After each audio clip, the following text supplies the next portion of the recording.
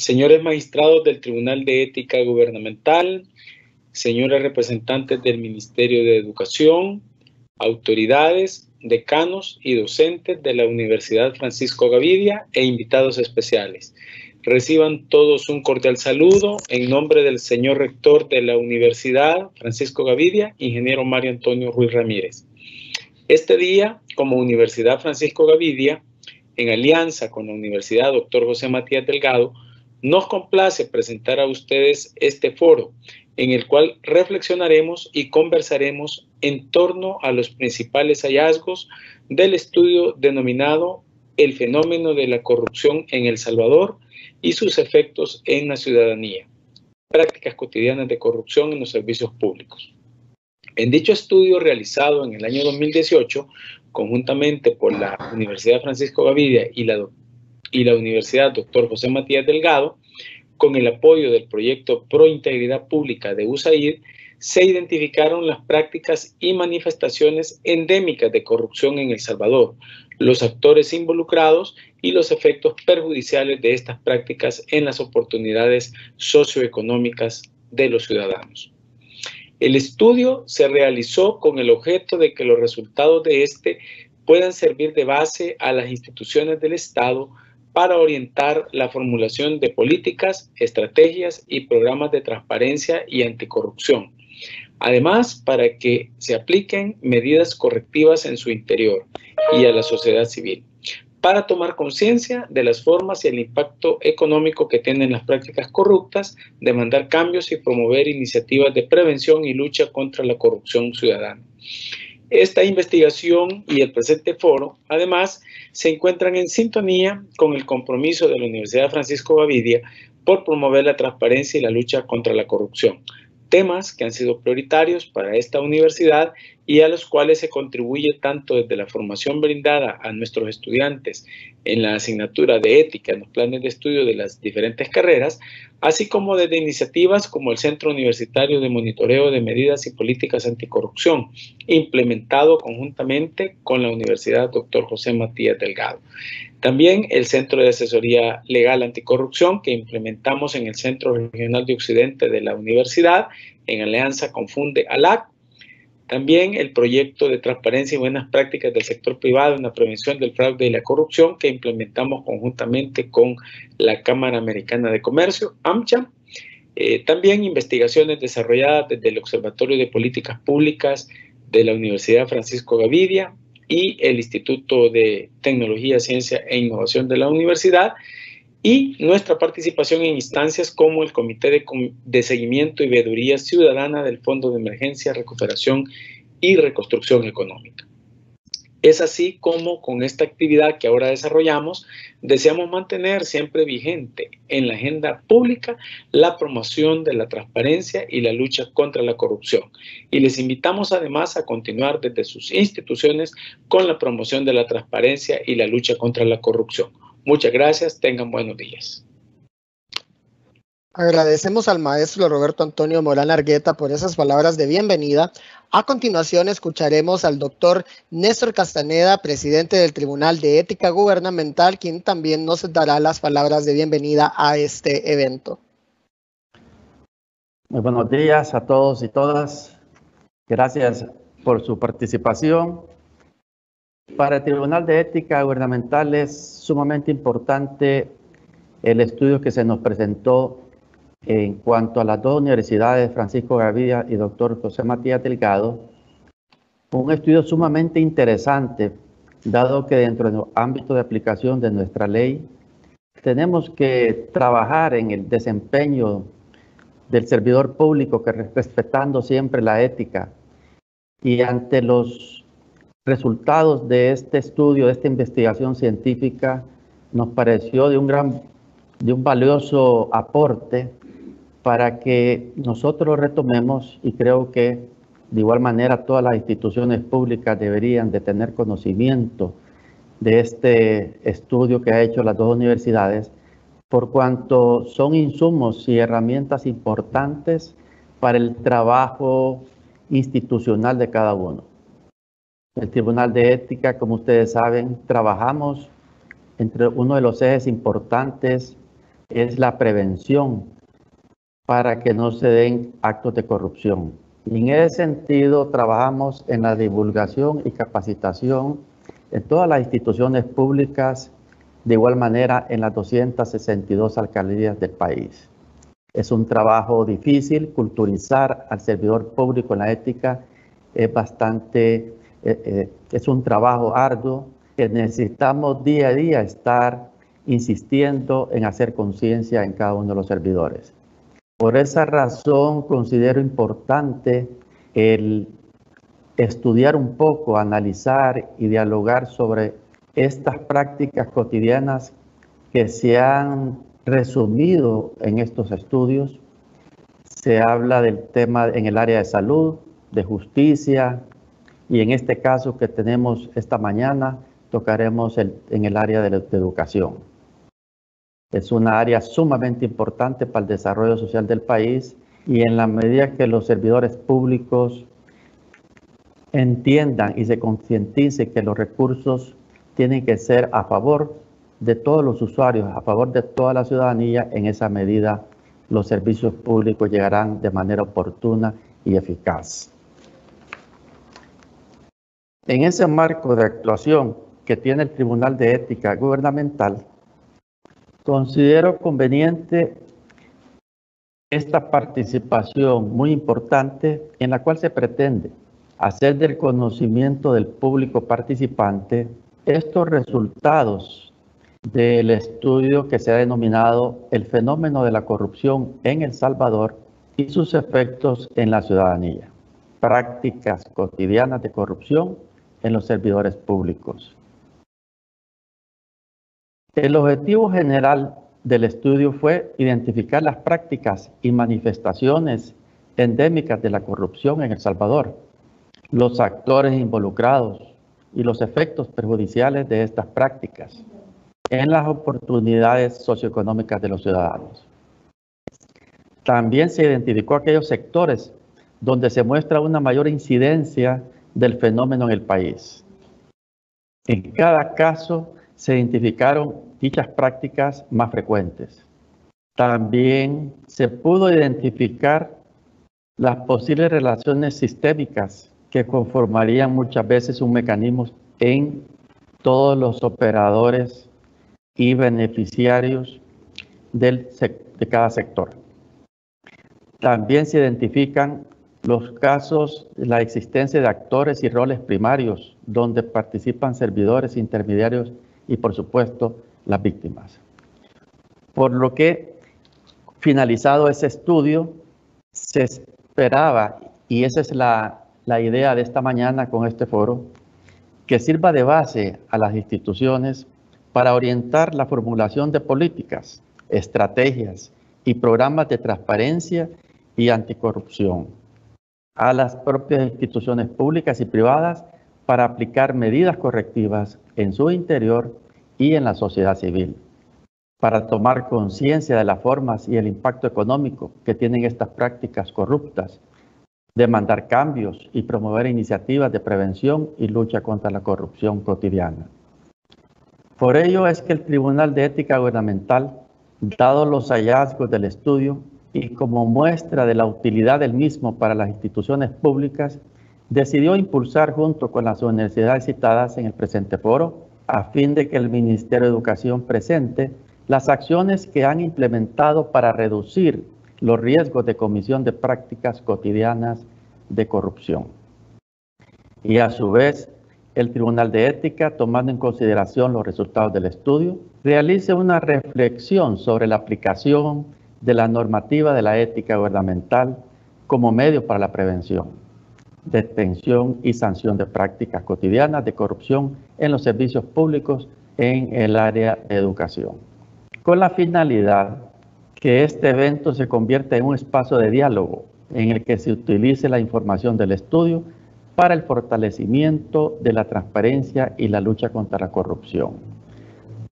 En ese sentido, se va a permitir en este evento un diálogo muy importante donde tenemos la participación tanto de un representante del Ministerio de Educación, la licenciada Rosana Pérez, Y de parte del tribunal tenemos a un miembro del Pleno, la licenciada Fidelina del Rosario Anada de Varías, quienes obviamente con sus aportes y opiniones creo que van a ilustrar de mejor manera a todos los asistentes a este evento.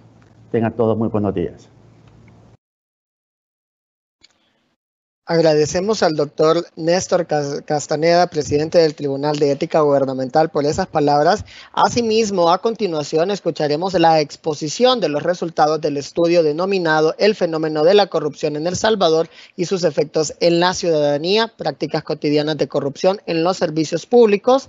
Y será el maestro William Rafael Rebollo Alvarado, coordinador del Centro Universitario de Monitoreo de Medidas y Políticas Anticorrupción, que nos ilustrará con los resultados de esta importante investigación.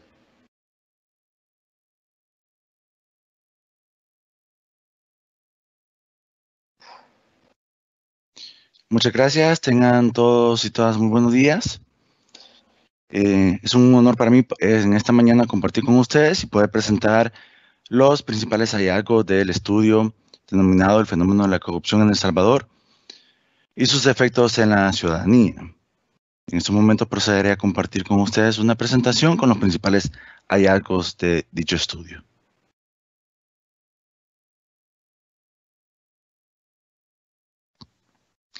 Bien, este estudio se desarrolló por la Universidad Francisco Gavidia y con el apoyo de la Universidad Dr. José Matías Delgado en el contexto de las iniciativas impulsadas por el Proyecto Pro Integridad Pública de USAID.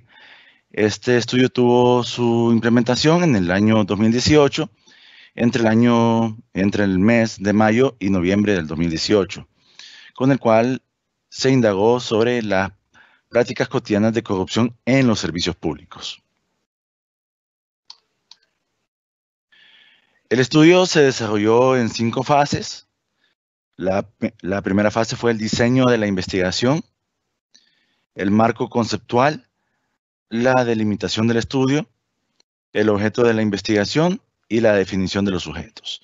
Entonces, en esa primera fase se pudo delimitar esos elementos del estudio que se aplicaría a los servicios públicos realizados en El Salvador. La segunda fase consistió en una recopilación bibliográfica y documental de investigaciones sobre la materia realizadas en los últimos 15 años, es decir, que durante la investigación se hizo una verificación de todos aquellos estudios que habían realizado diferentes instituciones, incluyendo universidades, centros de pensamiento y también instituciones públicas como el Instituto de Acceso a la Información Pública. Eso consistió en la segunda fase de la investigación y posteriormente se procedió a una tercera fase, donde ya se aplicó la metodología de estudio de campo y en este caso se aplicaron encuestas y entrevistas a diferentes actores, los cuales se identificaron como clave para el levantamiento de datos del estudio. Esta fase 3 incorporó 2 encuestas realizadas por la Universidad Francisco Gavidia, una en mayo y una en noviembre del 2018, con las cuales se buscó conocer la percepción y algunos datos interesantes de los encuestados en relación a la transparencia y la anticorrupción, específicamente orientado a las prácticas cotidianas de corrupción.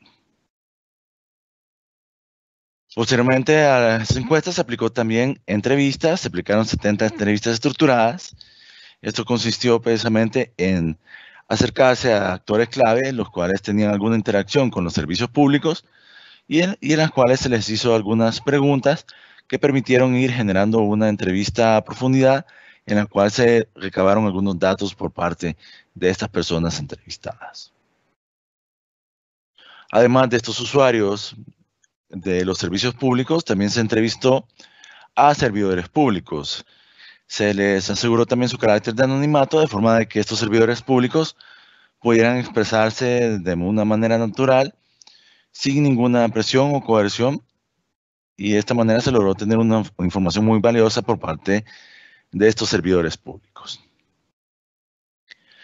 Además, en una tercera fase se realizaron 6 grupos focales, en los cuales se incluyó la participación de diferentes actores que se consideraron relevantes para el estudio.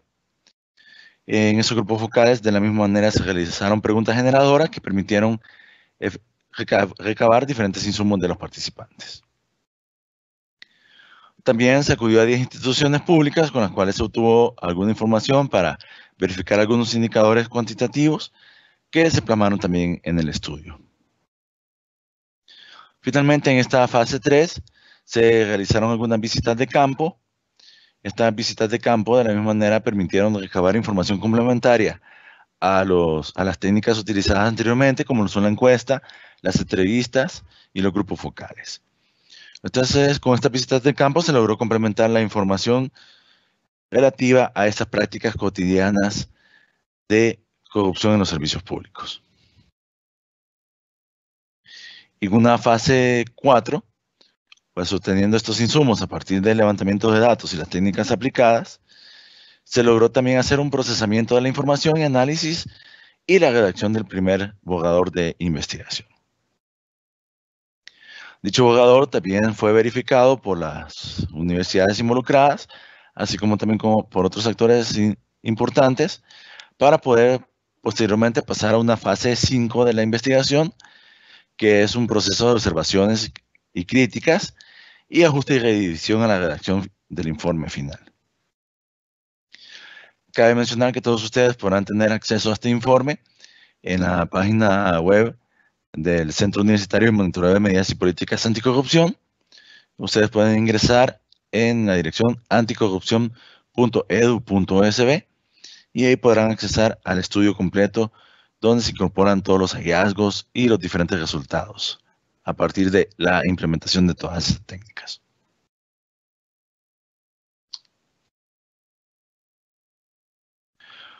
Una pregunta muy interesante de las que se aplicaron en la encuesta efectuada por la Universidad Francisco Gavidia es el tema de la victimización. Esta victimización consiste en preguntar a los encuestados si usted o alguien de su familia ha sido víctima de una práctica de corrupción al querer acceder a los servicios públicos. En este caso, la muestra a la que se aplicó la encuesta era de 1.239 personas, de las cuales un 43%, luego de un proceso de diálogo en la encuesta, lograron determinar que efectivamente habían sido víctimas de una práctica de corrupción. Un 43%, es decir, 533 personas de una muestra de 1.239 personas, manifestaron que sí habían sido víctimas de algún acto de corrupción en los servicios públicos. El 56.6%, es decir, 701 personas, manifestaron que no habían sido víctimas de un acto o una práctica de corrupción. Y un 0.4%, es decir, 5 personas, manifestaron que no sabían o no respondieron. Entonces, sobre esa pregunta, es importante señalar que en el segmento de hombres jóvenes de 18 a 29 años es donde se da la mayor incidencia de victimización de prácticas de corrupción cotidiana. Esto significa, o es decir, que son los hombres jóvenes los que, en este caso, han experimentado alguna práctica cotidiana de corrupción al intentar hacer uso o al hacer uso de un servicio público. Además, en la encuesta se les preguntó a los encuestados a dónde había sido víctima de un acto de corrupción. Entonces, en ese caso podemos ver, según la gráfica, que la mayor cantidad de encuestados respondió que había sido víctima de corrupción en el sector de salud. Otro sector importante en el cual han sido víctimas de corrupción ha sido la Policía Nacional Civil, también en la Administración Nacional de Acueductos y Alcantarillados, en las municipalidades y un sector en el que estamos abordando este día, que es el sector de educación. Podemos ver además que también se encuentra el sector justicia, se encuentra también el Ministerio de Hacienda, la Asamblea Legislativa y partidos políticos y otras instituciones públicas. Entonces esto nos da un dato relevante para poder estimar o identificar en qué instituciones, de acuerdo a los ciudadanos encuestados, se están generando o se están afrontando estos ciudadanos a prácticas cotidianas de corrupción.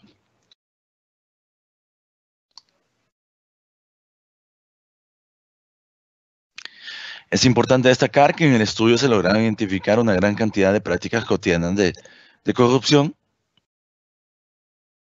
concretamente más de 70 prácticas cotidianas de diversos tipos, de las cuales se identificó, se colocó énfasis en las 12 prácticas de corrupción más importantes en razón de su frecuencia e impacto. Estas 12 prácticas fueron incluidas en la encuesta que se realizó a nivel nacional y de las cuales ya les comentaba algunas preguntas y unos resultados obtenidos, y que también podrán ustedes verificaros en el documento completo que está disponible en el sitio web del Centro Universitario de Monitoreo de Medidas y Políticas Anticorrupción. Es importante además señalar que las prácticas de corrupción cotidiana detectadas coinciden con la información sobre denuncias contenidas en las 10 bases de datos estatales. Es decir, que se contrastó esta información con algunas instituciones públicas, entre ellas una institución que nos acompaña este día, que es el Tribunal de Ética Gubernamental. Y además se pudo verificar esta información con las 70 entrevistas a expertos y los grupos focales realizados. A partir de esta implementación del estudio se detectaron además diferentes prácticas endémicas en los servicios públicos de El Salvador. Al referirnos a endémicas significa que no son prácticas cotidianas, más bien no son prácticas ocasionales, sino que son prácticas que se realizan de manera frecuente y obedecen precisamente a prácticas arraigadas en los sectores y que se manifiestan a lo largo del tiempo con las mismas características. Esto es importante señalarlo porque estas prácticas cotidianas se vuelven unas prácticas naturalizadas en el sentido de que tanto los servidores públicos como los ciudadanos que forman parte de estas prácticas cotidianas de corrupción empiezan a ver estas prácticas con normalidad. Entonces más adelante comentaremos, o también podrán acceder ustedes al estudio, en el cual se identifican de manera concreta las prácticas más frecuentes de corrupción en los diferentes servicios públicos. Pero es importante destacar que estas prácticas se han ido normalizando y se ven con naturalidad y el ciudadano no las identifica o difícilmente puede él percibir que esa es una práctica de corrupción.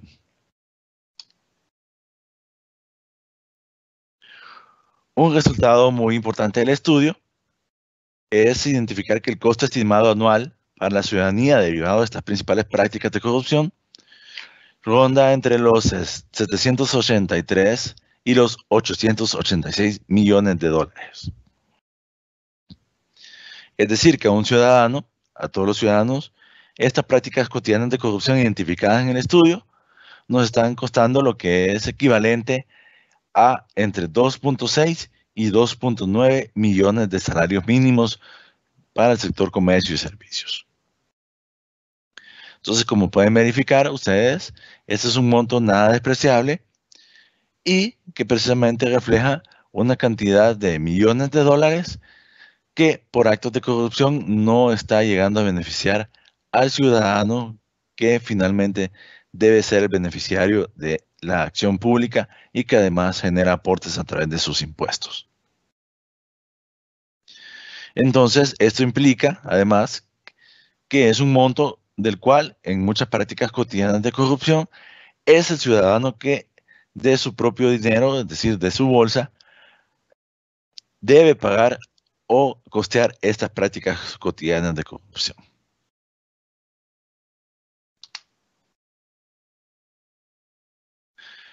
Entonces, de acuerdo al estudio, uno de los principales sectores en los cuales se ve ejemplificadas estas prácticas cotidianas de corrupción es el sector salud. Y se lograron identificar aquellas prácticas que presentan una mayor frecuencia de corrupción en este servicio público. Entonces, las prácticas de corrupción identificadas con mayor frecuencia es la sustracción de medicamentos, materiales e instrumentos en hospitales y unidades de salud. Otra práctica cotidiana detectada en el sector salud es que el personal médico incumple horarios y se ausenta en horas laborales. Además, se detectó como otra práctica que empleados públicos de salud trasladan consultas, exámenes y cirugías hacia establecimientos privados. Finalmente, otra práctica de corrupción es que se encuentran deficientes sistemas de control y de denuncias, amenaza y represalia del usuario denunciante de actos de corrupción. Entonces, no encontramos en el sector salud mecanismos seguros de denuncia de actos de corrupción. Otro sector relevante, a partir de los datos generados del estudio, es el sector de educación, del cual estaremos abordando este día, y las principales prácticas de corrupción cotidiana detectadas. En primer lugar, se encuentra que docentes incumplen horarios de clases. Es decir, que se ha detectado que algunos docentes no desarrollan de manera concreta o de la manera programada los contenidos asignados a su carga académica y se ausentan también de manera frecuente de sus horarios de clase. Otra práctica cotidiana de corrupción es que el docente desatiende a estudiantes en clases para atender llamadas telefónicas o enviar mensajes de texto. Es decir, que en este caso, el tiempo efectivo que el docente debería dedicar a la formación de los niños, adolescentes y jóvenes, parte de ese tiempo lo dedica a llamadas de carácter personal. Otra práctica de corrupción detectada es que los docentes realizan cobros indebidos a padres de familia. Esto se refiere en el sentido de que hay algunos docentes que para alguna actividad extracurricular o incluso para alguna actividad a desarrollar dentro de las clases, solicitan a los padres de familia que puedan financiar estas actividades aportando de manera económica. Y en muchos de estos casos, los fondos recabados no son utilizados en su totalidad para las actividades a las cuales se supone que estarían destinados estos fondos. Entonces, se ha identificado también como una práctica cotidiana de corrupción. Además, encontramos que el personal de la escuela sustrae paquetes o alimentos escolares. Como muchos de ustedes conocen, a partir del programa del gobierno, en las escuelas se brinda paquetes alimenticios a los estudiantes o a las escuelas para que puedan brindar este servicio a los estudiantes.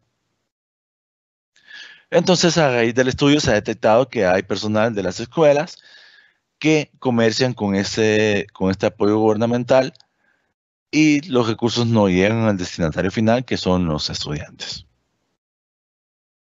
Otra práctica cotidiana es que el director retiene documentos del alumno sin justificación, con la finalidad de generar una condición, una situación en que el alumno se vea en una situación de poder ofrecer una dádiva a este director para poder liberar esos documentos.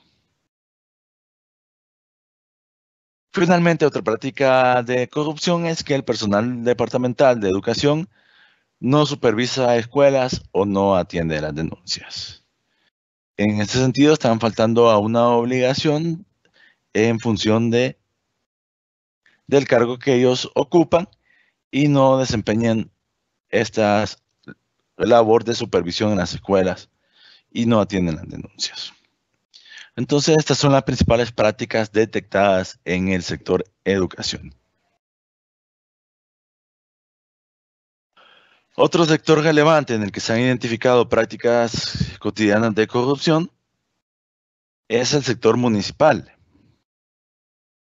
En este sector encontramos algunas prácticas, entre ellas identificada como la principal, es que el funcionario municipal pide comisión a toda persona o empresa proveedora de bienes y servicios a la alcaldía.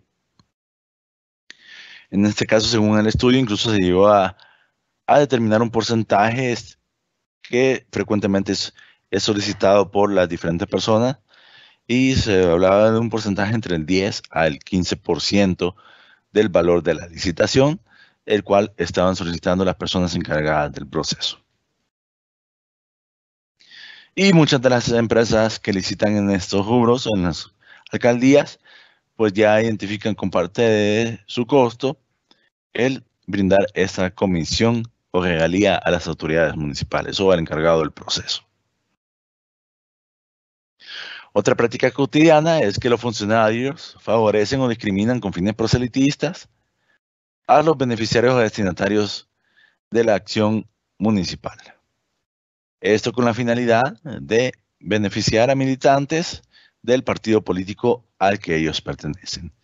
Y se ha dado muchas ocasiones la contratación de militantes que no cumplen con el perfil profesional, pero que han apoyado a las autoridades o al alcalde electo durante la campaña electoral. Otra práctica de corrupción es que el funcionario municipal otorga plazas municipales a parientes.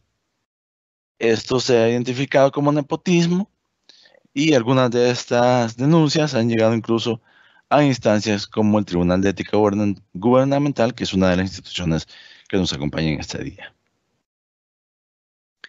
Además, se identificó que los empleados de la alcaldía otorgan permisos de renovación de aceras para usos privados, lo cual, de la misma manera, la acera ser un bien público no debería de darse en ese sentido. Otra práctica es que los empleados de la alcaldía se apropian de ayudas, materiales y subsidios destinados a la población y específicamente a la población más pobre del municipio. Actualmente, como ustedes saben, estamos en condiciones de pandemia por el COVID-19 y hemos enfrentado además algunos fenómenos naturales como tormentas tropicales o huracanes, que esto ha propiciado que se generen o se gestionen recursos desde las alcaldías y ha posibilitado estos espacios para que algunos funcionarios se puedan aprovechar y generar prácticas de corrupción en esta línea. Otra práctica de corrupción identificada es que los empleados de la alcaldía piden una mordida a los ciudadanos a cambio de agilizar trámites. Entonces, de acuerdo al estudio, muchos ciudadanos, ante la necesidad de poder tener una respuesta oportuna y pronta por parte de las entidades municipales, pues se ven en la necesidad de brindar esa mordida. Es decir, una prestación económica al servidor público que está llevando su asunto para que pueda agilizar el trámite. Otro sector importante que se ha identificado en el estudio es el sector seguridad, específicamente la Policía Nacional Civil. En este caso, alguna de las prácticas identificadas es que la policía sustrae, roba o hurta bienes de los ciudadanos en operaciones policiales. Esto quiere decir que la policía, al momento de ingresar o generar algún operativo al interior de las viviendas de alguno de los ciudadanos, ha efectuado una de estas prácticas y que es una práctica también del conocimiento de los superiores, pero que no se ha abordado o no se ha dado una solución concreta a esta situación. Entonces, en el estudio se logró identificar esta práctica cotidiana de corrupción. Otra de las prácticas es que la policía primero detiene a ciudadanos en operativos y luego elaboran casos con finalidades varias de beneficios propios. Entonces, en este caso, la práctica a la que se refiere es capturas arbitrarias. Generalmente muchas de ellas se realizan en sectores rurales y también muchas víctimas de estas acciones son jóvenes, los cuales se ven en esta situación en que la policía los detiene y genera algunos antecedentes para poder procesar a estas personas. Entonces, es una práctica de corrupción detectada a partir del estudio. Finalmente, se detectó que la policía recibe o solicita soborno para evasión de esquelas y multas de tránsito.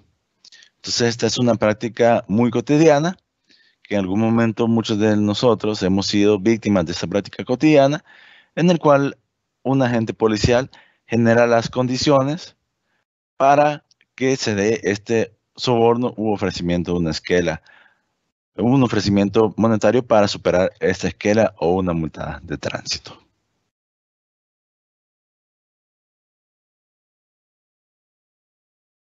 Otro sector identificado es el sector justicia, y en este sector abordamos instituciones como la Corte Suprema de Justicia, la Fiscalía General de la República y la Procuraduría General de la República.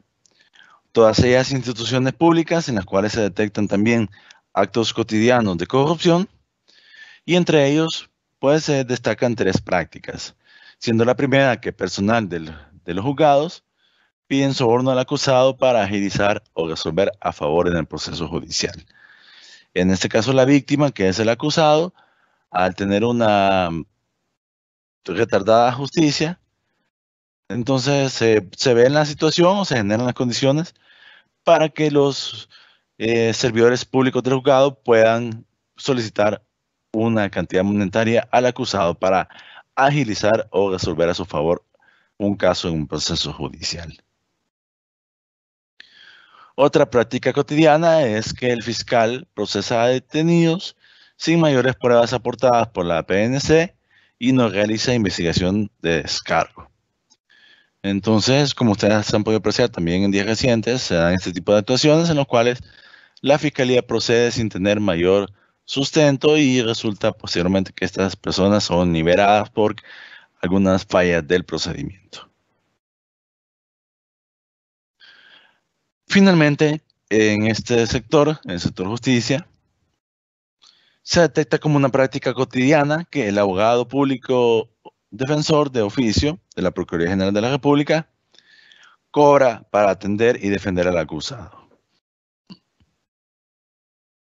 Entonces, en este caso, la práctica de corrupción se genera en el sentido de que este abogado público defensor de oficio no debería de generar un cobro de honorarios por la actividad que está desempeñando, dado que ya recibe un salario por parte de la Procuraduría para desempeñar el rol de auxilio a la persona que está siendo sometida a un proceso judicial.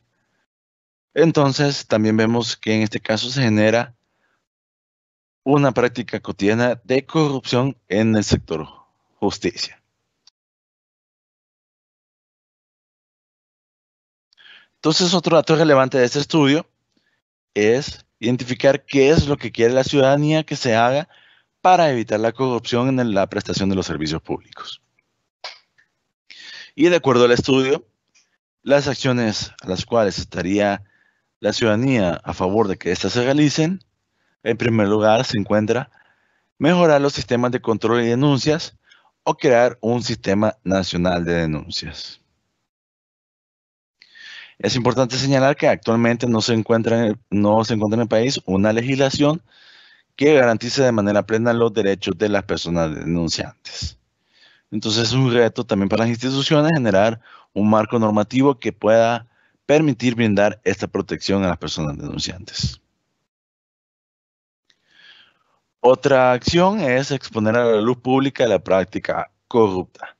Es decir, que la ciudadanía no espera que estas prácticas sean resguardadas y que no se hagan del conocimiento público, sino que más bien pueda también hacerse un ejercicio ejemplificante en la detección, prevención y sanción de estas prácticas de corrupción cotidiana.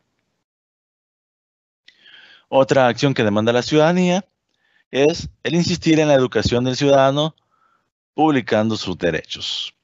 Es decir, que esto implica un proceso de sensibilización que puede darse de manera muy específica en las escuelas. Entonces es un rol que se les atribuye también a los docentes en que estos puedan ser generadores de una conciencia de los ciudadanos desde su infancia. Además, este representa un reto también para las universidades, de manera que puedan generar esta conciencia en el ciudadano y pueda también generar esos actos de ciudadanía activa. Como cuarto punto, vemos que los ciudadanos ven que la educación del servidor público y la publicación de las obligaciones y prohibiciones específicas de estos podría contribuir también a generar una disminución en las prácticas cotidianas de corrupción. Entonces, en este caso hablamos de un proceso de sensibilización dirigido principalmente a los servidores públicos, en los cuales se les pueda identificar con diferentes ejemplos qué actos caen en esta consideración de actos cotidianos de corrupción. Una quinta acción que demanda la ciudadanía en este tema es un plan de trabajo que se enfoque en la identificación, exposición y combate de las 3 prácticas endémicas principales de cada sector, que fueron los sectores identificados o mencionados anteriormente. Entonces, de esta manera, he presentado esta mañana y he compartido con ustedes los principales hallazgos de este estudio efectuado en el año 2018 con el apoyo de la Universidad Francisco Gavidia y de la Universidad Dr. José Matías Delgado. Es importante señalar el periodo en el cual se realizó este estudio porque nos va a dar un punto de partida para la discusión posterior.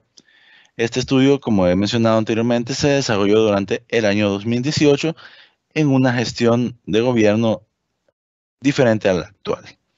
Entonces va a ser muy importante identificar en esta jornada las acciones que se han impulsado y también identificar la manera en que estos resultados del estudio han podido también servir como insumo para las instituciones públicas, en este caso concreto para el Ministerio de Educación, para implementar diferentes acciones orientadas a prevenir este tipo de acciones cotidianas de corrupción. Entonces no me queda más que agradecer por la atención brindada y recordar que el estudio completo está disponible en el sitio web del Centro Universitario de Monitoreo de Medidas y Políticas Anticorrupción, al cual pueden ingresar con la dirección anticorrupción.edu.sb. Muchas gracias por su atención en este día. Agradecemos también al maestro Rebollo por esa importante exposición acerca de los resultados de la investigación del fenómeno de la corrupción en El Salvador y sus efectos en la ciudadanía, prácticas cotidianas de corrupción en los servicios públicos. En ese sentido, para continuar con este importante proceso de reflexión, vamos a proceder con el panel de discusión en el cual participará la licenciada Rosana Cristina Pérez González, coordinadora nacional de la Oficina de Atención al Ciudadano del Ministerio de Educación. Asimismo, participará la licenciada Fidelina del Rosario Anaya de Varillas, magistrada del Tribunal de Ética Gubernamental, quien nos acompañan en esta mañana. Y asimismo, este espacio va a ser moderado por el maestro William Rafael Rebollo Alvarado, coordinador del Centro Universitario de Monitoreo de Medidas y Políticas Anticorrupción. Y en ese sentido es que solicito también a las panelistas que puedan ir activando su cámara y micrófono para comenzar este espacio de reflexión. Y no sin antes también solicitarles que pueden también compartirnos sus preguntas por medio también del chat que está habilitado también en la parte inferior. Se encuentra un icono por donde también pueden hacernos llegar sus comentarios, reflexiones, preguntas para que posterior podamos compartirlas a los panelistas. Sin más preámbulo, cedo la palabra al maestro Rebollo. Muchas gracias. Efectivamente, para continuar con la dinámica de este foro, pues vamos a generar algunas preguntas que nos permitan identificar algunos procesos que han ido implementando tanto en el Ministerio de Educación como en el Tribunal de Ética Gubernamental para poder ir cerrando estos espacios a las prácticas cotidianas de corrupción. Entonces, en este caso, me gustaría dirigirme a la licenciada Fidelina del Rosario Anaya de Varillas, quien es magistrada del Tribunal de Ética Gubernamental, para que pueda, pues, comentarnos a partir de algunas preguntas que le estaré realizando, las acciones que desde el tribunal han impulsado y además qué hallazgos o qué asuntos relevantes han podido también identificar a partir de los hallazgos de este estudio. Entonces, me gustaría dar la bienvenida a la licenciada Fidelina del Rosario e iniciar con la primera pregunta. Bueno, primero dar un espacio para que pueda presentarse la licenciada y dar unas palabras hacia el público. Bueno, muchas gracias. Agradecidos con la Universidad Francisco Gavidia por este espacio que nos han brindado a través de presentar este estudio, ¿verdad? En conjunto con la Universidad José Matías Delgado y pues poner en contexto a la ciudadanía sobre esas prácticas recurrentes y sucesivas que muchas veces están invisibilizadas hacia la ciudadanía, pero que tienen una afectación grande en cuanto al desempeño de la gestión pública dentro de las administraciones. Así que muchísimas gracias y pues contar pues con la participación de quienes están siguiéndonos en este momento a través de la plataforma virtual para poder compartir sus inquietudes, sus preguntas en cuanto a lo que nos hemos centrado en este momento, que son las prácticas cotidianas en el sistema de educación. Muchísimas gracias. Muchas gracias, licenciada. En concordancia con eso que hemos ido generando en este foro, quisiera iniciar consultándole o preguntándole que, de acuerdo a su experiencia y al registro del Tribunal de Ética Gubernamental, ¿qué prácticas cotidianas de corrupción se dan en el sector educativo?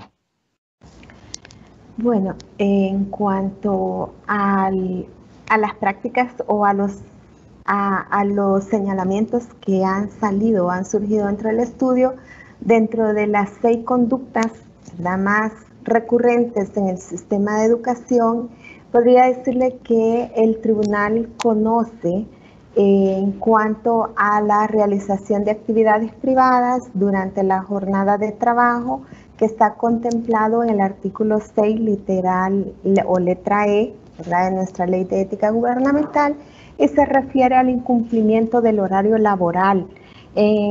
También el incumplimiento de las responsabilidades que como docente o personal administrativo tienen que cumplir para atender y dejan de cumplir para atender asuntos de índole particular.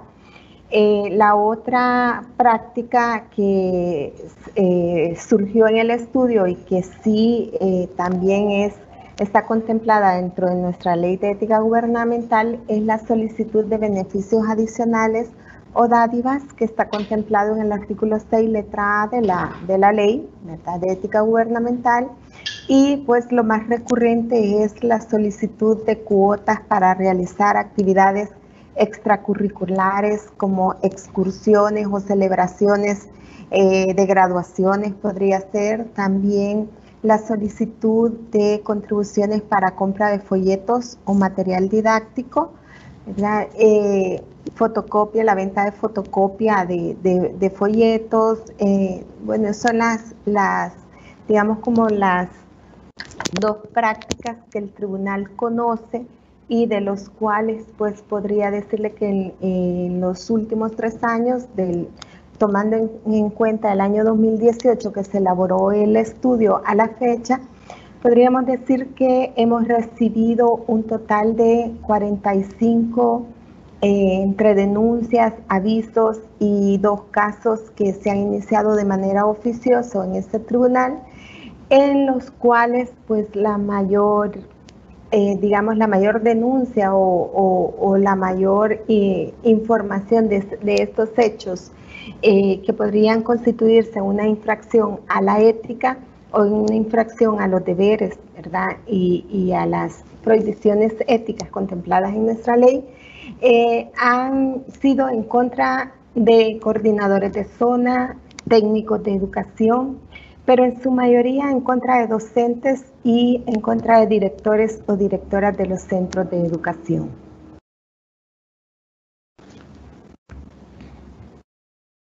Perfecto, muchas gracias, licenciada. Realmente es muy ejemplificante e ilustrativo conocer estas denuncias y avisos que se han efectuado ante el Tribunal de Ética Gubernamental. Y precisamente en esa línea iría mi siguiente pregunta. Dadas las prácticas cotidianas de corrupción que se han identificado en el sector educativo, ¿cómo pueden denunciarse estas prácticas cotidianas de corrupción bajo el amparo de la normativa de ética gubernamental? ¿Y qué procedimiento sigue el Tribunal de Ética Gubernamental para darles seguimiento a estas denuncias y avisos? Bueno, la ley ya establece, ¿verdad?, la forma en cómo la ciudadanía puede denunciar estos hechos es a través de la denuncia misma, a través de un aviso y el inicio oficioso. Si nosotros podríamos decir que la denuncia es entendida como ese acto por el cual cualquier persona, ya sea que esté en cumplimiento o no de una obligación legal, pone en conocimiento del tribunal la existencia de un determinado hecho que pudiera constituirse en una infracción a los deberes o prohibiciones éticos. Y la denuncia puede ser presentada en carácter personal, puede ser presentada por medio de apoderado, ¿verdad? O puede ser presentado con firma legalizada. Puede ser también presentada en forma escrita o de manera oral. En cuanto al aviso, que también nosotros lo denominamos como una denuncia anónima, es aquella en cual la persona informante no se identifica, pero que lo hace a través de los medios que la ley establece para tal efecto. Y pues el tribunal tiene un sitio web, ¿verdad?, donde pueden accesar la ciudadanía, las personas, y pueden interponer su aviso en forma anónima. Lo pueden hacer también a través de correo electrónico, fax, lo pueden hacer vía telefónica o a través de nuestra app, que es numeral avisos TEG, ¿verdad? Y en cuanto al inicio oficioso de los procedimientos, estos se inician cuando el tribunal advierte que existen suficientes indicios de una posible violación a la ley de ética gubernamental por información divulgada públicamente. ¿Cuál es el procedimiento que se sigue en estos casos? Bueno, una vez recibida la denuncia, el aviso o iniciado el caso de oficio, se procede a la investigación preliminar, es decir, la etapa donde se formulan los requerimientos de información a los titulares o al titular de la institución en la cual labora el servidor público, a quien se le está señalando esta infracción a un deber, ¿verdad?, o a una prohibición ética. Una vez obtenida esta información, el tribunal decide si con la información proporcionada por parte de la autoridad, por parte del titular, se desvirtúan los hechos señalados en contra de la persona investigada o si existen suficientes elementos para continuar con el procedimiento. Si se apertura el procedimiento, se le concede a la parte investigada 5 días hábiles para que pueda ejercer su derecho de defensa.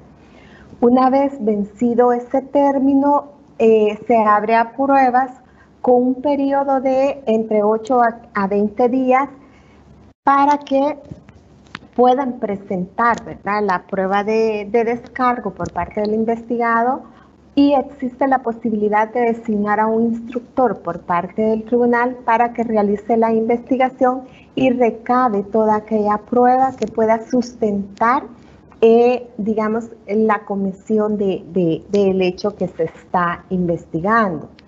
Posteriormente viene la etapa donde se produce la prueba que ha sido recabada o presentada también por parte de la persona investigada. Se recibe lo que es la prueba testimonial, se hace una audiencia donde se recibe la prueba, se ordenan peritajes o inspecciones o toda aquella prueba que pueda sustentar el hecho que se está investigando. También se le confiere a los intervinientes un plazo de entre 10 y 15 días para que hagan sus alegaciones y presenten los documentos y justificaciones que ellos consideren pertinentes dentro de lo que es el proceso que se está llevando a cabo. Una vez concluido este término o este plazo, se emite la resolución definitiva en la cual, al hacer la valoración de la prueba, si se determina el cometimiento de la infracción, bueno, lo que se da es una resolución sancionatoria, ¿verdad?, y se impone lo que es la sanción respectiva. En caso de que no se logre a través de la valoración de la prueba, ¿verdad?, determinar que existía esa infracción y se desvirtúan los hechos que habían sido denunciados, se emite una resolución, digamos, absolutoria, ¿verdad? Y ahí finaliza el proceso. Pero si se ha dado una resolución sancionatoria en la cual se ha impuesto una sanción, la persona tiene, digamos, a salvo su derecho para que en los siguientes 10 días hábiles, una vez que le ha sido notificada la resolución, pueda presentar el recurso de reconsideración que considera la Ley de Ética Gubernamental, y una vez firme la resolución definitiva se emite el mandamiento de ingreso a fin de que la parte sancionada proceda a efectuar el pago de la sanción o de la multa, y si en el plazo de 60 días esta no ha sido pagada, el tribunal lo que hace es que informa a la Fiscalía General de la República a fin de que se proceda al cobro judicialmente o tal como corresponde a través de la Fiscalía.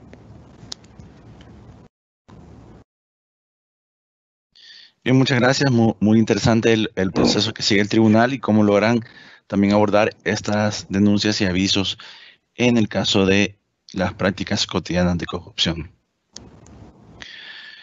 La siguiente pregunta sería que, si, de acuerdo a su experiencia, ¿cuáles son los daños? En este caso, es decir, más bien, ¿qué acciones han impulsado desde el Tribunal de Ética Gubernamental para reducir los espacios para la corrupción cotidiana en el sector educativo? Bueno, uno de los pilares, ¿verdad?, fundamentales del tribunal es la prevención a través de la educación, ¿verdad?, a través de la divulgación, a través de internalizar esa cultura ética en cada uno de los servidores públicos y cada uno de los funcionarios. Y en el sector educativo específicamente se elaboró con apoyo del proyecto de PK USAID, se elaboraron materiales como guías del facilitador y una serie de fascículos para cada nivel educativo, tanto de educación básica y de educación médica. Se dio capacitación a los docentes con el propósito de que ellos fueran replicadores a través de estas guías y de estos fascículos, con el propósito de prevenir y erradicar la corrupción mediante la enseñanza de valores éticos desde el inicio de lo que es la educación formal. Se realizaron entregas técnicas de estos materiales, se hizo un plan piloto en 8 instituciones educativas y se reprodujeron 2.000 ejemplares. Digamos, esta es la única acción específica que como tribunal hemos hecho directamente con ellos, porque lo que es la capacitación de los, digamos, docentes, personal administrativo, personal técnico que labora y todo el personal que labora dentro del Ministerio de Educación, son las comisiones de ética gubernamental las que se encargan de realizar esas acciones de capacitación, de promoción, de difusión con los servidores públicos de cada una de las instituciones, en este caso del MINED, ¿verdad? Y lo que hace el tribunal es que capacita a los miembros de las comisiones sobre la ley de ética gubernamental, sobre, digamos, esos valores, principios éticos que cada uno de los servidores públicos debemos de reflejar en nuestro actuar diario dentro de la función pública que nos corresponde desarrollar, ¿verdad? Pero es el caso que como el Ministerio de Educación desde el año 2018 no presenta las comisiones, en este caso creo que no están completa, no está formada, ¿verdad? Y desde el año 2018 no presentan planes de trabajo, que son los planes a los cuales el tribunal le da acompañamiento y le da seguimiento, porque son eso, ¿verdad? La capacitación, la divulgación que deben de hacer, la difusión, promoción dentro de cada una de sus instituciones. Sin embargo, para nosotros como tribunal realmente pues nos entristece, podríamos decirlo así, porque la comisión del Ministerio de Educación fue una de las comisiones, la primera comisión premiada con presea por haber sido la comisión que más trabajó y que más, digamos, difundió la ley de ética gubernamental al interior de su institución. Sin embargo, pues como tribunal estamos haciendo gestiones y vamos a ver de qué manera fomentamos, ¿verdad?, más, digamos, más de lleno con las personas que están formando parte de la comisión que no esté completa, para que puedan trabajar, para que puedan, digamos, activarse de lleno para poder internalizar, como le decía, esa cultura ética al interior de cada uno de los funcionarios y servidores públicos al interior del Ministerio de Educación.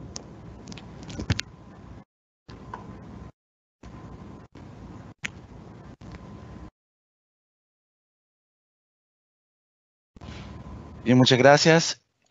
Muy interesante el trabajo que están desarrollando desde el Tribunal de Ética Gubernamental en este proceso de capacitación y sensibilización a diferentes servidores públicos.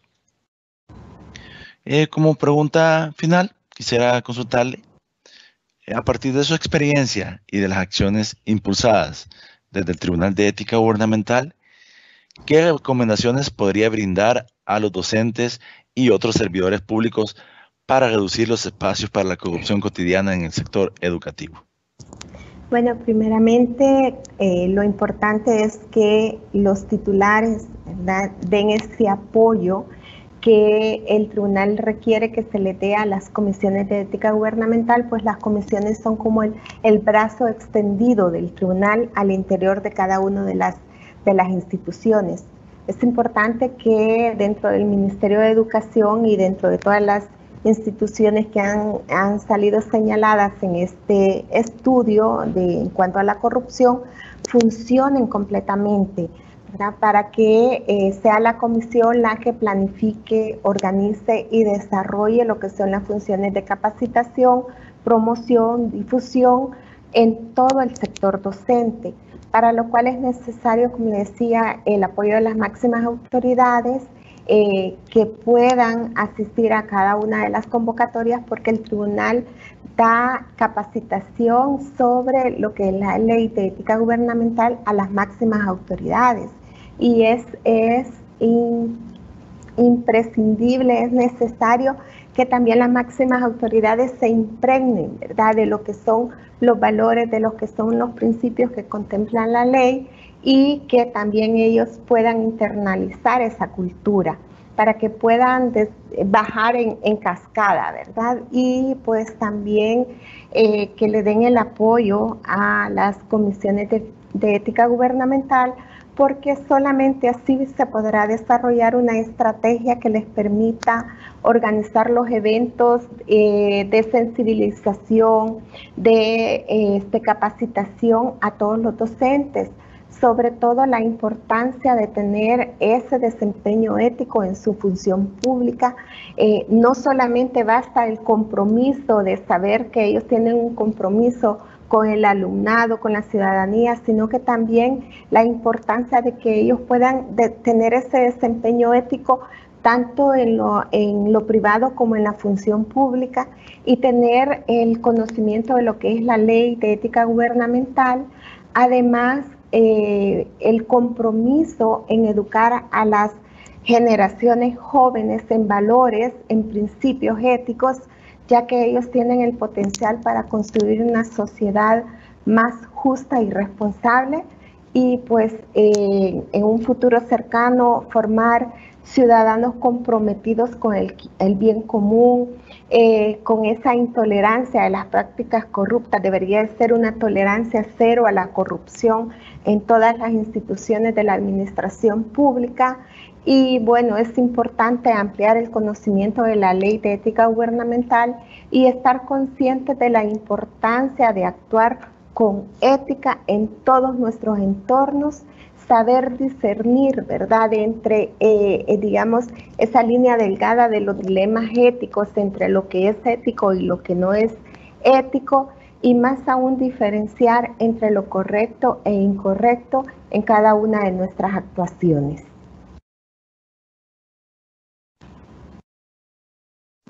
Muchas gracias, licenciada. Quizás únicamente preguntar sobre eso que ya nos comenta y cuáles han sido los resultados obtenidos a partir de todos estos procesos que han impulsado desde el Tribunal de Ética Gubernamental. Pues de todos esos procesos, podría decirle que en las instituciones que han salido señaladas dentro del estudio que ustedes han tenido a bien realizar, las instituciones que más han salido señaladas son las instituciones que no tienen conformadas sus comisiones de ética gubernamental. Entonces ahí se puede ver cómo a través de la capacitación, a través de la promoción, a través de la difusión de la ética, de la ley de ética, está permeabilizando las instituciones, y en aquellas que tienen conformada la comisión de ética y que sí se está trabajando una cultura ética, podemos ver que son las que menos han sido señaladas en el informe que ustedes han realizado. Ya lo activé.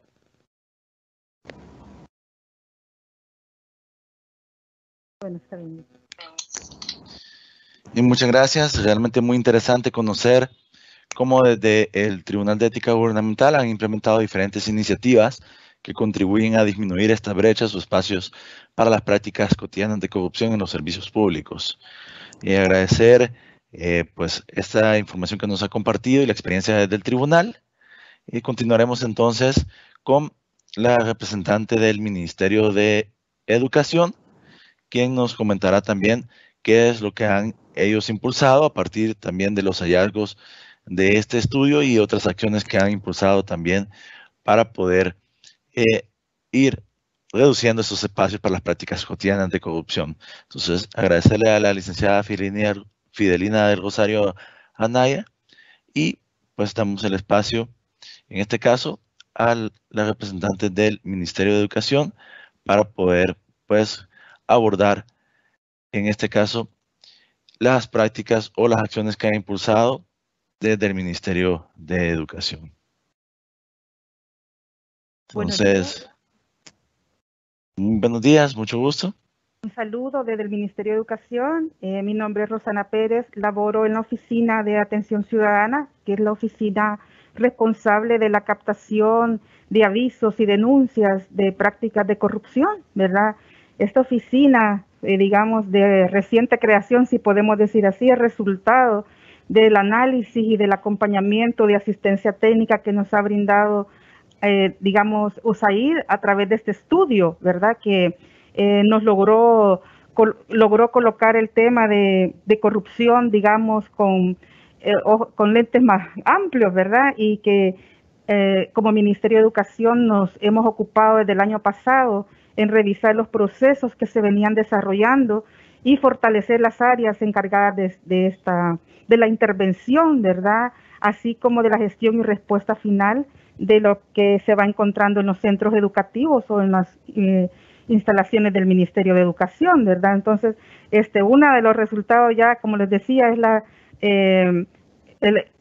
esta oficina, ¿verdad? Que ya es la que concentra por el momento la denuncia y las quejas o avisos recibidos, ¿verdad? Eso es importante que lo comparta porque justo ese estudio nos permitió, ¿verdad?, identificar más fácilmente las prácticas que por años han venido sucediendo en los centros educativos, ¿verdad?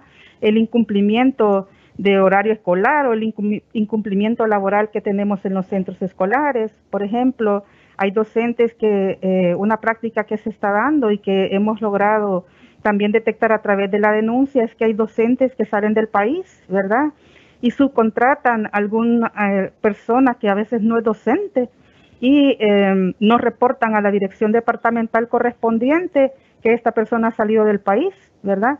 Y lo contrata por un salario de $100, ¿verdad? Y una persona que no está capacitada para brindar, digamos, clases en el centro educativo, se encarga de niños a veces de parvularia y son los padres de familia que nos llaman y nos dicen, mire, en la escuela la maestra está en Estados Unidos, pero no dicen nada en la escuela y yo no voy a mandar a mi niño porque tengo temor, ¿verdad?, que una persona que no tiene las competencias esté al frente de ellos. Estas son, digamos, algunas de las cosas que cuando ya nosotros conocemos como ministerio, justo, ¿verdad?, derivamos inmediatamente a la oficina departamental correspondiente para que verifiquen. Se pide el estado migratorio, ¿verdad? Las salidas y entradas de esas personas y muchas veces se comprueba que efectivamente la docente o el docente está fuera del país. Entonces son prácticas que, digamos, los padres de familia o a veces docentes también nos comparten, porque eso, bueno, ya no solo es el padre de familia, sino que los compañeros de trabajo que tampoco están de acuerdo, ¿verdad? Que un docente, porque es amigo de tal vez del consejo directivo escolar o de algún director, se le permita este tipo de prácticas, ¿verdad? Entonces eso es importante. Otra de las prácticas que también hemos identificado y que de seguro ustedes habrán escuchado es el tema de las contrataciones, ¿verdad? Muchas veces son a cambio de dádivas, ¿verdad? Como hay contrataciones de docentes interinos que sustituyen mientras no tengan un nombramiento, pero se requiere este docente en un centro educativo. Hemos conocido que hay escuelas donde se les pide dinero, ¿verdad? A veces otro tipo de favores si son señoritas, ¿verdad?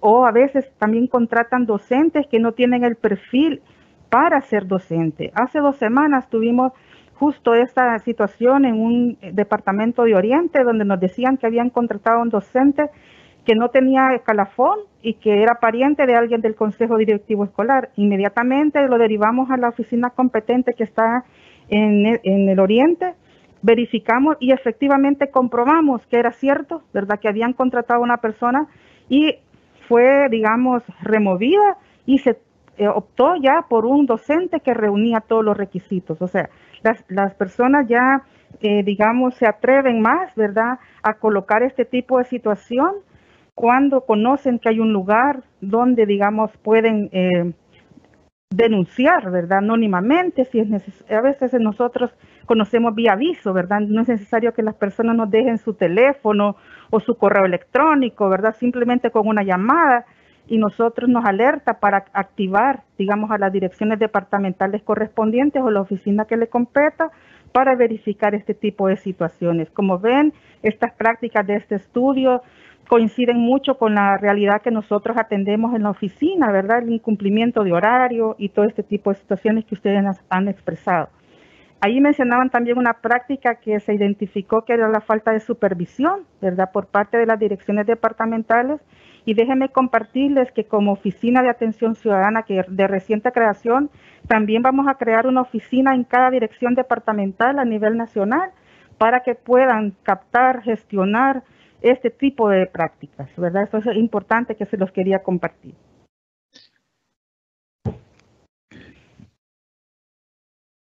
Muchas gracias por esta introducción que nos ha brindado, licenciada Pérez. Es muy importante conocer qué otras prácticas de corrupción se generan también en el sector educativo, además de las que hemos logrado identificar en el estudio.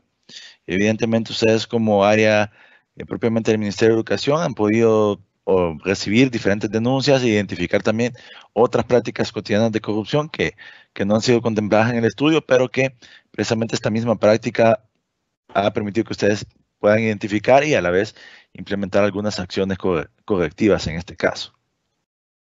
Entonces, quisiera consultar en línea con esto, de acuerdo a su experiencia, ¿cuáles son los daños, costos y efectos de estas prácticas cotidianas de corrupción en el sector educativo en las condiciones y oportunidades socioeconómicas de los ciudadanos? Me encantaría contestar esta pregunta con un ejemplo, ¿verdad?, de una situación que hemos conocido en un centro educativo del occidente, ¿verdad? Nos llamaba una madre de familia preocupada de que no iba a inscribir a sus niños en el centro educativo porque le estaban solicitando que como requisito de matrícula, ¿verdad?, llevaran partidas de nacimiento actualizadas, recientes, ¿verdad? Cuando nosotros como Ministerio de Educación no hemos contemplado que la matrícula deban de llevar una partida de nacimiento actualizada. Entonces aquí es interesante analizar, ¿verdad?, si es una mala interpretación de los requisitos de matrícula, no lo creo del todo, ¿verdad? O es que hay otro tipo de acuerdos, ¿verdad?, para que las personas, imagínense cuánto cuesta esa partida de nacimientos, estimemos $3, eran $9 que esa mamá necesitaba para inscribir. Ella decía, no voy a poder matricular mis hijos. El impacto que tenemos, digamos, o el efecto más bien, digamos, cuando un papá, una mamá no tiene ese acceso por falta de dinero, porque un consejo directivo escolar o un director digamos, por otros tipos de arreglos, ¿verdad? Exige requisitos como este tipo que les estoy compartiendo, hay un efecto directo sobre la continuidad educativa, ¿verdad? Queda estos niños, pues abandonan la escuela, ¿verdad? Imagínense los efectos que estamos generando por una práctica que no está ni siquiera considerada como Ministerio de Educación, que aunque nosotros tenemos que matricular y debemos matricular a niños hasta que no tengan partida de nacimiento.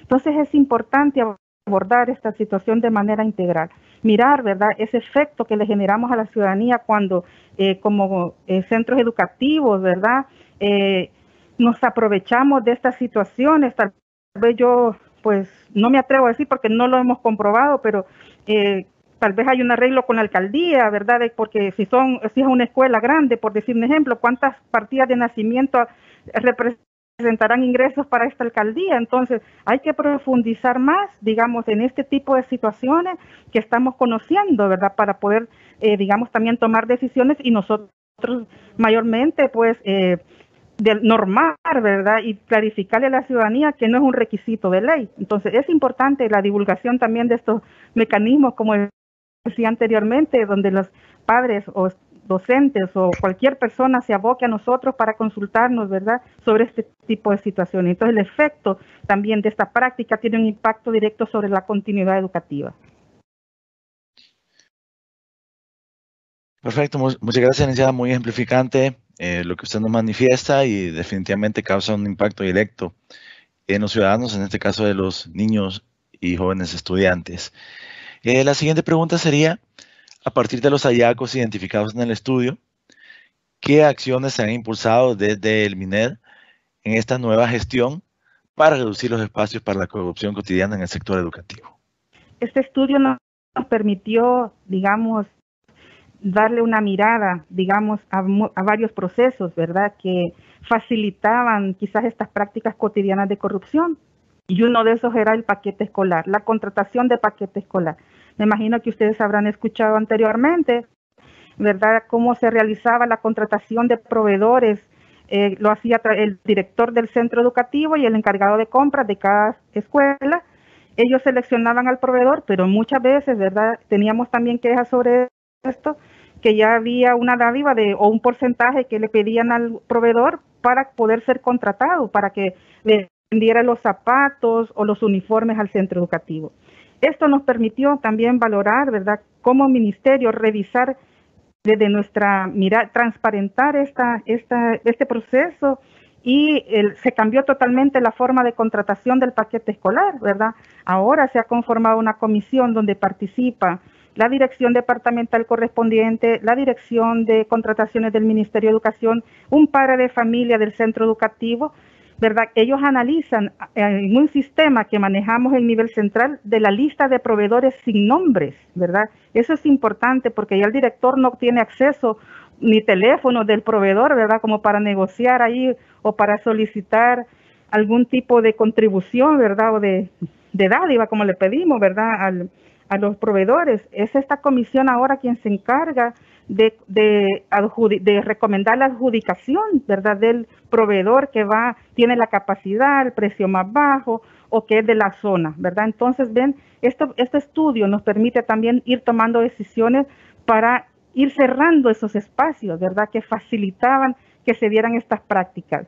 Otro ejemplo de este estudio es que también nos permitió, se recibieron instrucciones desde la señora ministra, ¿verdad?, para fortalecer las áreas de captación de denuncias, ¿verdad? Eso fue importante porque se analizó con el acompañamiento de USAID, que ha sido un apoyo, digamos, estratégico para el Ministerio de Educación. Se identificó lo que se tenía en las gestiones anteriores y lo que hacia dónde queríamos llegar, ¿verdad? Encontramos que eran anteriormente 2 personas únicamente responsables de esta área, ahora se ha fortalecido. Se está elaborando un protocolo de actuación, ¿verdad? También pronto contaremos con una herramienta tecnológica que nos permitirá, desde la captación hasta el cierre, ¿verdad?, conocer el proceso, los tiempos de gestión y respuesta que están dando las direcciones departamentales de educación, que posiblemente ahorita se queda en ese nivel local. Ese apoyo de este estudio nos permitió, digamos, visibilizar de mejor manera el tema y ocuparnos, digamos, una oficina encargada, como le repetí al inicio, ¿verdad?, de tratar, intervenir y gestionar la respuesta. Perfecto, muchas gracias, muy interesante estas iniciativas que se han impulsado en esta nueva gestión desde el MINED. Para finalizar, quisiera hacerle una pregunta en base a estas experiencias y de las acciones impulsadas. ¿Qué recomendaciones podría brindar a los docentes y otros servidores públicos para reducir los espacios para la corrupción cotidiana en el sector educativo? Quizás desde la experiencia que tenemos como oficina, que somos los que trabajamos en primera línea, así le decimos nosotros acá, somos los que escuchamos a la comunidad educativa, ya sea que nos llamen, que nos escriban, que nos manden un WhatsApp, ¿verdad?, que nos manden una carta. Tenemos como esa experiencia de ese contacto valioso con la comunidad educativa. Creo que una cosa importante que debemos trabajar conjuntamente con los docentes y consejos directivos escolares y con quien, digamos, debamos de hacerlo es abrir más espacios de participación a la comunidad en la toma de decisiones de la administración de los fondos que tienen los centros educativos, ¿verdad?, que trascienda más allá del consejo directivo escolar, que hablemos de Contraloría Social, por decir un ejemplo, ¿verdad?, porque el consejo directivo escolar, digamos, tiene como limitadas funciones, ¿verdad?, pero la Contraloría va más allá de la función específica que tiene el tesorero de firmar cheques, ¿verdad?, y de comprar algunas cosas para el centro educativo. Entonces es importante ese tema, ¿verdad?, que lo abordemos juntamente.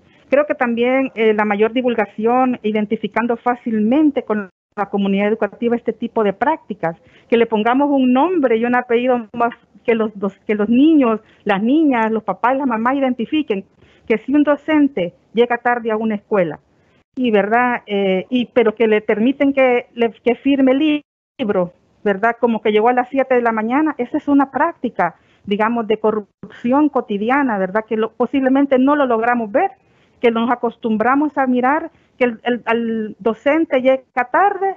Yo creo que ustedes todos han pasado cerca de un centro educativo temprano a la mañana antes de las 7 y vemos a veces los portones cerrados, cuando estábamos presencial, por supuesto, y hay muchos niños afuera esperando que abran el portón, pero casi nunca vemos docentes esperando que le abran el portón, aunque llegue tarde. Entonces aquí hay un tema, ¿verdad?, de tratar. El tema de la corrupción está íntimamente ligado al tema de valores, ¿verdad?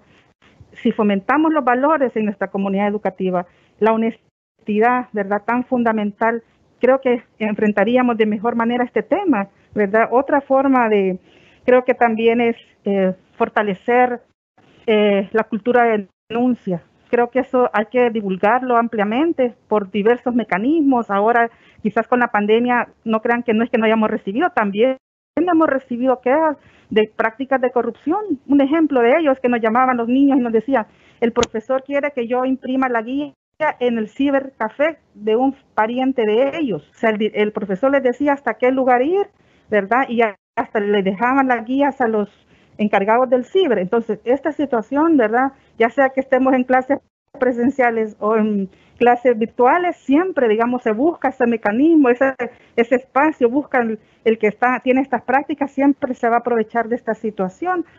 O como lo que está ocurriendo ahorita con el tema de las graduaciones, sabemos que están suspendidas, pero hay escuelas donde, digamos, están obligándoles a que la fotografía se la tomen en el centro educativo con determinada persona, porque siempre, casi siempre hay un acuerdo de regalías o de otro tipo de situaciones. Entonces creo que aquí es un trabajo que tenemos que hacer de manera conjunta, ¿verdad? Que volvamos a una práctica quizás cotidiana, pero de rendir cuentas, ¿verdad? Que no sea la práctica de corrupción, sino de rendir cuentas, de que las personas sepan en qué, digamos, en qué se invierte lo que tenemos, cuáles son los resultados de la gestión como centro educativo. Eso es importante. Perfecto, muchas gracias, licenciada, por estos aportes y esta información que ha compartido con nosotros este día. Voy a dar paso a las preguntas que han generado algunos participantes de este foro. Una de ellas está dirigida precisamente a la labor que hace el Ministerio de Educación y consultan qué acciones educativas ha realizado el MINED, además de las administrativas que ha mencionado. Las acciones educativas, digamos, ese es un desafío que tenemos como Ministerio de Educación. de alguna manera lo mencionaba, pero tenemos que fortalecer más, digamos, la cultura de la denuncia, pero desde fomentar los valores, ¿verdad? Desde cómo la escuela trabajamos el tema, no solamente fría, sí el tema como tal, sino que mirarlo desde la realidad de cada centro educativo. Nos hace falta fortalecer quizás esa clase de moral y cívica que tenemos en los centros educativos, pero vinculado a la realidad que tenemos en cada zona o en cada centro educativo. Creo que es importante que los docentes, que las áreas normadoras del Ministerio de Educación, Dirección de Educación Básica, Media, ¿verdad?, se ocupen con mayor énfasis en este tema. Perfecto, muchas gracias. Otra pregunta que nos hace el público participante. Consultan por qué las alcaldías nombran maestros en las escuelas, en la comunidad. Este es un aporte que muchas alcaldías, digamos, nos apoyan, digamos. A veces el Ministerio de Educación, hay que ser realista, ¿verdad?, no tiene los fondos suficientes para poder asignar docentes en algún centro educativo. Entonces, se buscan los apoyos. Hay a veces convenios de cooperación con algunas alcaldías donde nos pagan, digamos, un docente de parvularia, pero todo el salario, todas sus prestaciones son pagados a través de la alcaldía. Estas son cooperaciones que las alcaldías le brindan a los centros educativos, ¿verdad?, a través de algún convenio de cooperación. Perfecto, muchas gracias. En ese caso, esas serían las preguntas que tenemos por parte del público, y de esta manera estaríamos también concluyendo con este panel que ha tenido tan distinguidos invitados.